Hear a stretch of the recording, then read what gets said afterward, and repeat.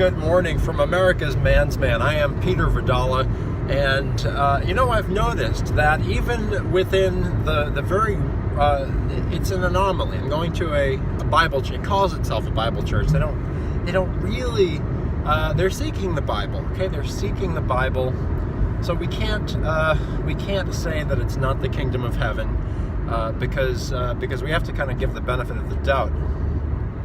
But they believe, we got some young millennial pastors here who they've got an axe to grind with the fundamentalist Bible church. They call themselves a fundamentalist Bible church, but we've got some Gordon Conwell. Gordon Conwell creates a lot of bad apples. Gordon Conwell has submitted to Mammon. So if you got a pastor coming out of Gordon Conwell, you better run, because don't walk, run, because they're compromised, okay?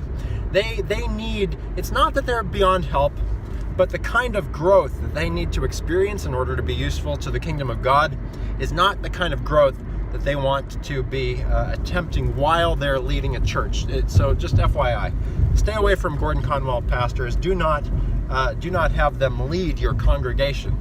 Fellowship with them, but they are not fit for leadership. I've met a lot of them during my extensive studies of the church here in New England, the birthplace of America, which is now the bastion of Satan's worst minions. Anyhow,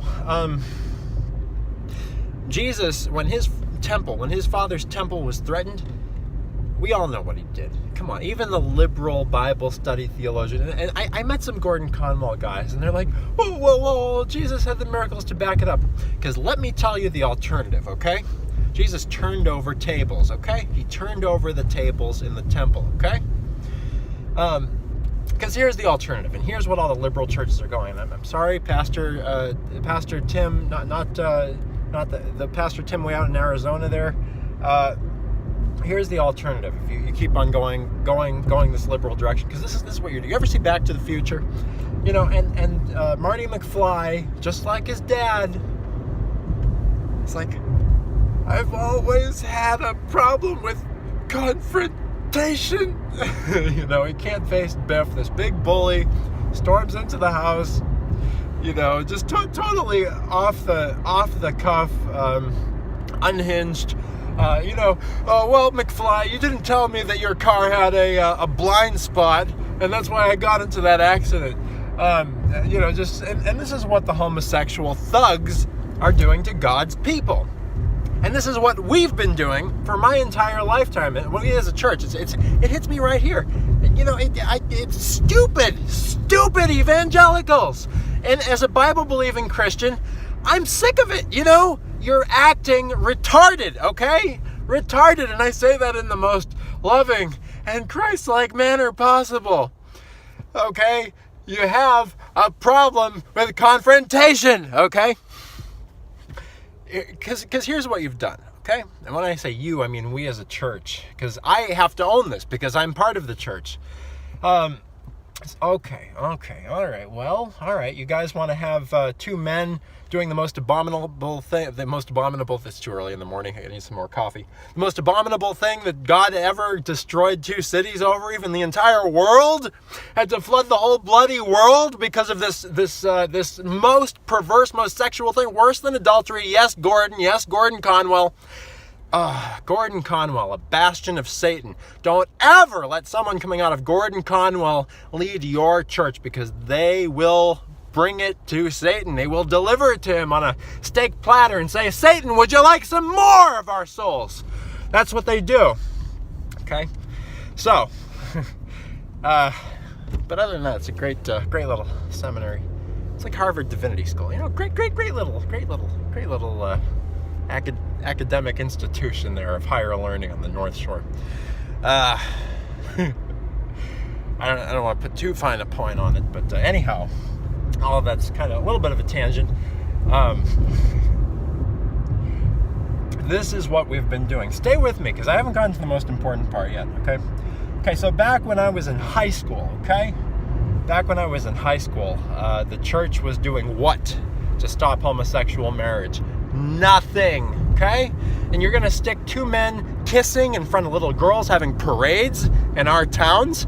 Oh, they're the unsaved. Oh, we have to let them do their homosexual thing. No, we don't. It's messed up, okay? And it has an effect on everybody. It's a cancer, like a sickness. And it's got to be stopped, okay? It's got to be stopped. In Massachusetts, the Boston City Hall now, they're not allowed to wave the Christian flag, but they can have the satanic homosexual flag there. Do you think that this is what our founding fathers wanted? Do you think this is what God wanted when he founded America, when he drove the Puritans across the sea, when he gave us the land of the free and the home of the brave, when he gave us wisdom unlike any other country on earth has been privileged by him, by God, to experience? It's just like John Edwards said, it's like he could throw us into the miry pit at any time, okay? So this is what the church has been doing, okay? I want to tell you, as in us church, what we've been doing. As someone who's been given the wisdom to look at us from the outside as an outsider, even though I'm an insider in God's kingdom, even though I don't mean insider in that way. But anyway, we've been saying, okay, all right, so you want to stick your, I can't mince words here. So you want to lie with another man. We all know what that means, but just seriously, for a moment, think about what that means. A man lying with a man as he would another woman. Think about what it means. He's sticking his in the other man's, and then, okay? Disgusting, okay? Absolutely awful, okay? And God hates it more than we do. God hates it more than we do. That's why he designed us with a natural soul. That's why his fingerprints in us tell us it's wrong. That feeling of disgust, it's a godly feeling of anger, so don't ignore it. Let it drive you to godly and civil and loving action. Okay, you want to, all right, so we as a church, we're open-minded. You want to put two guys lying with each other in front of our children and, holding hands in our churches, kissing in our yeah, sure, that's what we'll do. It's what the church is doing. Maybe you don't have a rainbow flag at your church, but that's what they're doing, okay? That's what they're doing. Oh, you want to have two guys, doing each other and giving sermons from the pulpit? Okay, well, we're a little uncomfortable with that, but okay, yeah, go ahead, all right, okay, we're open-minded, we're tolerant, we're loving, we're not gonna, this doesn't defy anything about our value system, we're just gonna go ahead and allow it, okay, that's what we're doing as a church, okay? And now, the latest thing, okay, so we're all paying for these schools. You've taken God out of our schools. Okay, well, we were a little bit angry at first, but okay, all right. Feel free to besmirch our God and promote Satan within our schools and every manner of evil, perversion, and sin. But take our God out. And by the way, here's some condoms, kids. Okay, all right. Okay, this doesn't violate our Bible at all, or our value system, or my sense of responsibility to God and country, which I've been entrusted with as a self-governing citizen in the only country in the world that allows us to govern ourselves, where the people are, rule the government and not the other way around. Okay, all right, we're not guilty of bad stewardship here, letting this happen to the best nation on earth that we've been entrusted with to govern for generations of children to come. Okay, and now what are we doing? Okay, all right. You want to have these Planned Parenthood demons come into our schools and teach our kids how to do blowjobs in our schools? Okay, well, I do have to admit that as a Christian, I'm a little uncomfortable with this, but okay, we'll let the Planned Parenthood people come in and teach our children how to do blowjobs in our public schools, our government schools, because I'm sure they're great people. They just need to be evangelized a little bit. Okay. and now, okay. You want it, so you, okay, all right, now I know I feel a little bit uncomfortable with this as a Christian, letting our boys be taught that they might really be girls, and putting dresses on them and putting lipstick on them and makeup in schools. Okay, all right, so that makes me a little uncomfortable. Okay, you want to call them she instead of he. Okay, all right. Oh, and you want to rape them. Okay, well, gee, that really makes me uncomfortable. But you know what? I'll bet those public school rapists are really good people at heart. So I'm going to turn over my children and the children of our church to these disgusting, wayward public school teachers and the bureaucratic system that created them. You see how foolish this is? You see how ridiculous this is? And do you ever feel a little bit stupid as a Christian allowing this? First, letting these weird, wacky judges at the behest of the mainstream media and the fake news at the suggestion of the media allow all this Satanism in our schools, which were and are supposed to be the most godly schools on earth, praying every day, pledging our allegiance to the flag, all the good things that God gave us. And we are poor stewards. We are bad. We are wicked servants. And God's going to throw us out someday. God's going to throw you out because I'm not a bad servant. I'm taking action, okay? God's going to say, you remember the parable of the three servants, right? Who were given talents to, and one of them buried their talent. One of them invested, they got a return on the investment. Another invested, got a return on the investment. The third servant, he said, well, gosh, God's harsh. I'm just gonna bury the talents. That's what you're doing, okay? And the world is crumbling around you, and God's going to hold you accountable. Jesus is going to say to you someday, if you don't stop the homosexuality that's surrounding us, yes, stop it, okay? Because that's what we do in America, okay? That's how we stopped polygamy, okay? And that's how we must stop homosexuality. God's going to say, you wicked servant, I don't know you.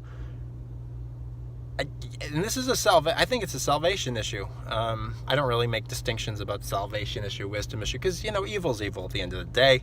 And if you want to be party to young boys, young girls being raped in our government school system because you're going to stand by and do nothing while boys are given hormone treatments, how disgusting is that? How messed up is this? Seriously. How florking awful is it, is what I meant to say. So, anyway, wake up, church, because you're being had by Satan, okay? You're being had by Satan. You've got to reverse course. Have you ever wondered what a prophetic word is like? There's nothing mystical about it. Just wake up, okay? Do the right thing. How about not letting the members of your own church get raped by the public school system? I mean, just a thought, just a thought. How about not allowing Satan to be promoted in schools, but not God, with no prayer in public schools, which we all pay for and have a right as members of this godly nation to exert our self-governing government control over, because that's what we are in America. We're self-governing. How about not being awful, wicked servants whom God will throw out of heaven someday? How about not leading the most vulnerable children to sin? Because you know what you do? If you don't take action regarding the homosexuality happening, if you continue to worship your fictional, liberal, non-confrontational Jesus and act like that fictional Jesus, he's not the Jesus of the gospel. Because I read the Bible. I know what it says. I know who Jesus is. Do you? I'll tell you what Jesus said is going to happen to you, okay? It'll be worse than if you had a millstone tied around your neck and you were thrown and you were drowned in the ocean. And that, my friends, is the gospel truth.